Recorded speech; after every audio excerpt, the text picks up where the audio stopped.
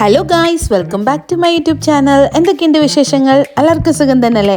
ഞങ്ങളും അടിപൊളിയായിട്ടിരിക്കുന്നു. ഈ വർഷത്തെ ഈസ്റ്റർ ഹോളിഡേയ്സിന് ഞങ്ങൾ പോയത് ഹോളണ്ടിൽ, എന്ന് വെച്ചാൽ നമ്മുടെ സ്വന്തം നെതർലാൻഡ്സിൽ.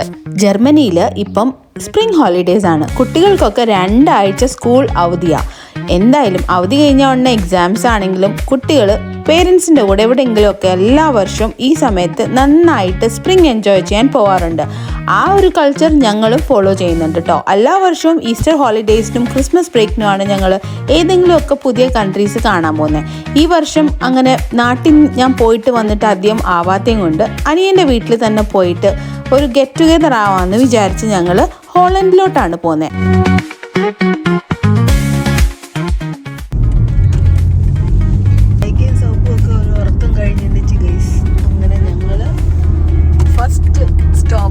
ബ്രേക്ക്ഫാസ്റ്റിന് വേണ്ടിയിട്ട് നിർത്തുവാണ്. നമ്മുടെ യൂഷ്വൽ മാഗ്ഡി.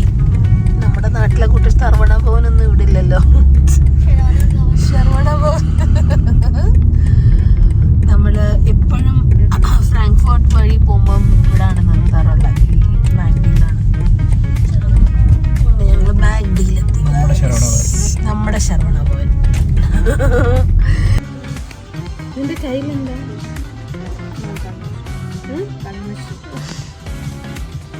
ഡ്രൈവ് ചെയ്ത് പോകുന്നതും കൊണ്ട് ഞങ്ങൾ എവിടെയെങ്കിലും ഒന്ന് ഷോർട്ട് ബ്രേക്ക് എടുക്കാറുണ്ട്. ഈ പ്രാവശ്യം ഞങ്ങൾ അങ്ങനെ കോബ്ലൻസ് കണ്ടുപോകാമെന്ന് വിചാരിച്ചു കേട്ടോ. കോബ്ലൻസ് ജർമ്മനിയിൽ തന്നെ ഉള്ളൊരു സ്ഥലമാണ്. നമുക്ക് ജർമ്മനിയിൽ നിന്ന് നെതർലാൻഡ്സിലെത്തണമെങ്കിൽ ഒരു 7 മണിക്കൂർ മിനിമം ഡ്രൈവ് ഉണ്ട്. അപ്പോൾ ഒറ്റ സ്ട്രെച്ചിന് ഡ്രൈവ് ചെയ്യാൻ ഞങ്ങൾ വിചാരിച്ചെന്നാൽ കോബ്ലൻസ് സിറ്റിയും കൂടെ കണ്ടിട്ട് പോകാമെന്ന്.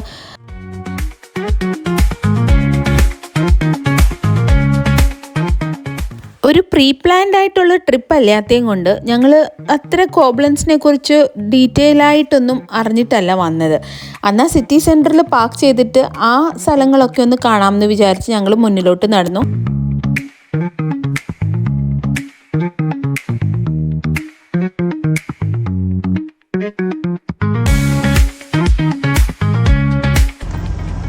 ഞങ്ങൾ അങ്ങനെ കോബ്ലൻസിൻ്റെ ഗലി കൂടെ നടക്കുവാണ് ഗൈസ്, എക്സ്പ്ലോർ ചെയ്യുവാണ്.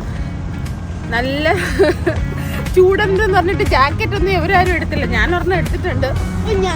നല്ല തണുപ്പാണ്.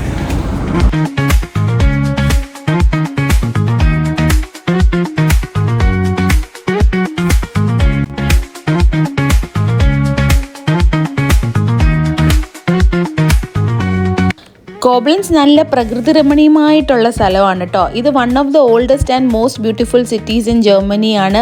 നമ്മൾ ഗൂഗിളിൽ സെർച്ച് ചെയ്താൽ കാണാൻ പറ്റുന്നത്.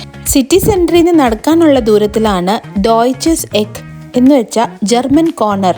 ഈ ഒരു സ്റ്റാച്ചു നിങ്ങൾ കാണുന്നില്ലേ? ഇതാണ് ഇവിടുത്തെ മെയിൻ അട്രാക്ഷൻ. ഈ കുതിരപ്പുറത്ത് നിൽക്കുന്ന മാഷിൻ്റെ പേരാണ് വില്യം ദി ഫസ്റ്റ്. ഇത് ജർമ്മൻ എംപറർ ആയിരുന്നു കേട്ടോ. ഈ സ്റ്റാച്ചു ആണെങ്കിൽ 37 ഫീറ്റ് ഹൈല അത്ര നിൽക്കുന്നത്. ഇതിൻ്റെ മേളിൽ നമുക്ക് കയറാൻ പറ്റും കേട്ടോ. ഞങ്ങൾക്ക് പിന്നെ കയറാനുള്ള സമയമില്ലാത്തത് കൊണ്ട് ഞങ്ങൾ അങ്ങനെ മേളിലോട്ട് പോയില്ല. അവിടെ ചെന്ന് കഴിഞ്ഞാൽ സിറ്റി മൊത്തം കാണാം. ഈ സ്റ്റാച്ചു ആണെങ്കിൽ വേൾഡ് വാർ 2 എൻഡ് ആയപ്പോഴത്തേക്ക് ഫുൾ കേടായിട്ടുണ്ടായിരുന്നു, ഡാമേജ് ആയിട്ടുണ്ടായിരുന്നു വേൾഡ് വാറിൽ. ഇപ്പോൾ അതിൻ്റെ റീകൺസ്ട്രക്ഷൻ നടന്നുകൊണ്ടിരിക്കുകയാണ് കേട്ടോ. ആ കൊത്തുപണി കണ്ടാൽ നമുക്ക് ഒരു ഈഗിളിൻ്റെയും ഡ്രാഗൻ്റെയും ഒക്കെ ഒരു ചിത്രമായിട്ടാണ് തോന്നുന്നത്. എന്തായാലും ഞങ്ങൾ മുന്നിലോട്ട് നടന്നു. കേബിൾ കാറിൻ്റെ ടിക്കറ്റ് എടുത്തിട്ടുണ്ടായിരുന്നു സിറ്റിയുടെ ഫുൾ പനോറമിക് വ്യൂ കാണാൻ വേണ്ടിയിട്ട്.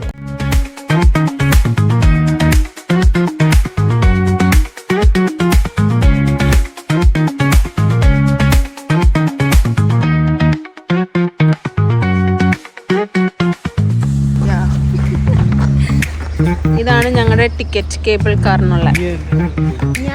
സീൽബാൻ എന്താ വൈക പറയാ? സെൽമാൻ എന്നാ സീൽബാൻ എന്നാ?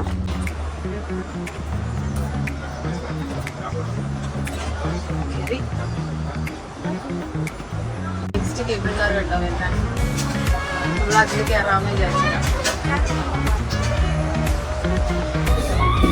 അങ്ങനെ കേബിൾ കാറിൽ കയറി.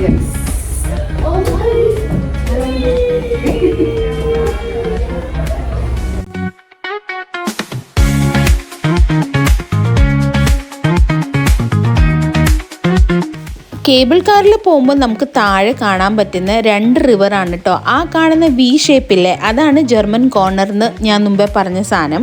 പിന്നെ ഇതിൻ്റെ അടിക്ക് ഒഴുകുന്ന റിവർ, ഈ കേബിൾ കാറിൽ കൂടെ നമ്മൾ പോകുമ്പോൾ കാണുന്ന റിവർ റൈനും മൊസേലും ആണ്. ഈ 2 റിവറും കൂടെ ഒരുമിച്ച് വരുന്ന ഒരു കോർണറും കൂടാണ് ഈ ഡോയ്ഷെ എക്കെ എന്ന് പറയുന്നത്, അല്ലെങ്കിൽ ജർമ്മൻ കോർണർ എന്ന് പറയുന്നത്.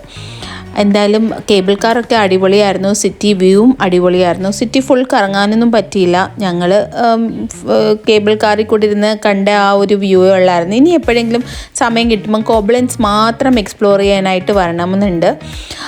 അങ്ങനെ കോബ്ലൻസിൻ്റെ മെയിനായിട്ടുള്ളൊരു അട്രാക്ഷൻ ജർമ്മൻ എക്കെ അല്ലെങ്കിൽ ജർമ്മൻ കോർണറൊക്കെ കണ്ടതിന് ശേഷം ഞങ്ങൾക്ക് വിശന്നു കേട്ടോ.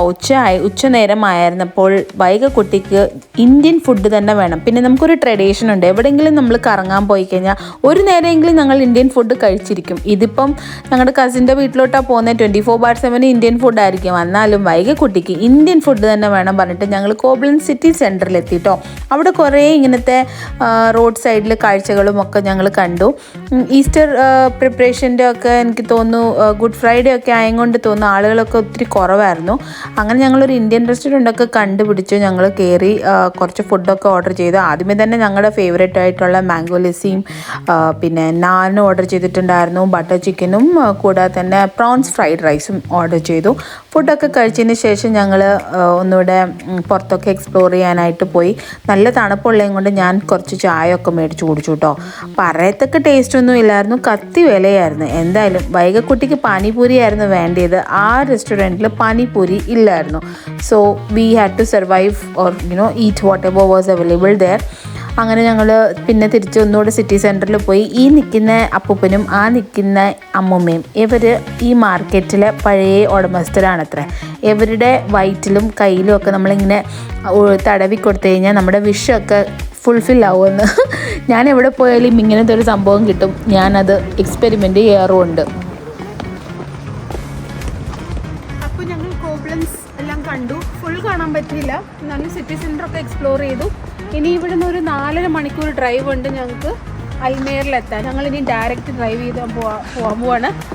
അപ്പോൾ കാണാം. പിന്നെ ചാനൽ സബ്സ്ക്രൈബ് ചെയ്തിട്ടില്ലെങ്കിൽ സബ്സ്ക്രൈബ് ചെയ്യാൻ മറക്കരുത്. ആ ബെൽ ബട്ടണും കൂടെ ഒന്ന് പ്രസ് ചെയ്തേക്കണേ. അപ്പം ഞാൻ വീഡിയോസൊക്കെ ഇടുമ്പോൾ നിങ്ങൾക്ക് നോട്ടിഫിക്കേഷൻ കിട്ടും. കൂടാതെ തന്നെ കമൻറ്റ് ചെയ്യാനും മറക്കരുത്, ലൈക്ക് ചെയ്യാനും മറക്കരുത് കേട്ടോ.